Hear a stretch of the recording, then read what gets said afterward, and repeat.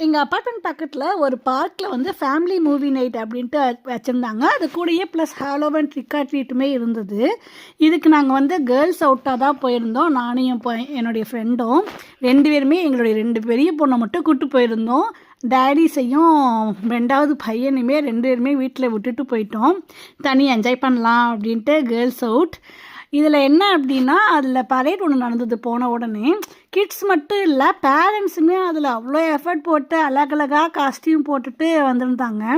நம்ம ஊர்லலாம் எப்படி தீபாவளி பொங்கல்லாம் எவ்வளோ இதாக கொண்டாடுவோம், நமக்கான கல்ச்சுரல் ஸ்ட்ரெஸ் போட்டு செஞ்சு அதே எஃபர்ட்டோடு இவங்க ஃபெஸ்டிவலை வந்து செலிப்ரேட் பண்ணியிருந்தாங்க.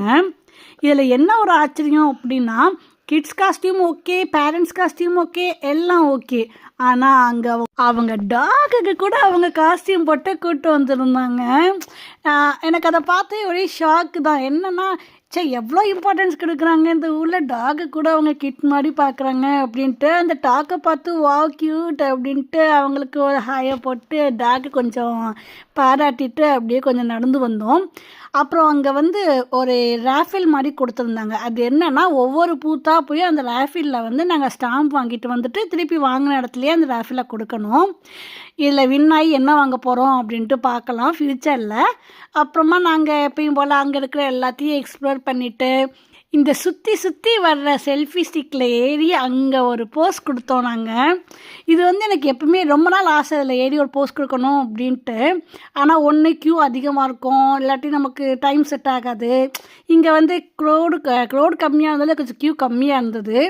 ஓகே, அதுலேயும் என்ஜாய் பண்ணிவிட்டு சரி ஓகே நம்ம மூவி என்ஜாய் பண்ணலாம் அப்படின்ட்டு நம்ம அந்த பக்கமாக நாங்கள் போனோம். டார்க் ஆகிற வரைக்கும் அவங்க மூவி போடவே இல்லை. ஏன்னா அங்கே நம்ம ஊரில் திரை கட்டி படம் கட்டுவாங்க பார்த்தீங்களா, அந்த லெவலில் ரெடி பண்ணி வச்சுருந்தாங்க.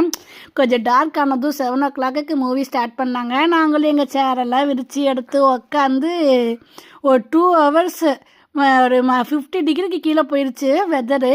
அதில் நாங்கள் பிளாங்கெட் எடுத்துகிட்டு போயிட்டு பாப்கார்ன் ஒரு சைடு, பிளாங்கெட் ஒரு சைடுன்னு மூவியை பார்த்துட்டு என்ஜாய் பண்ணிவிட்டு நைட்டு வீட்டுக்கு வந்தாச்சு. பாய்.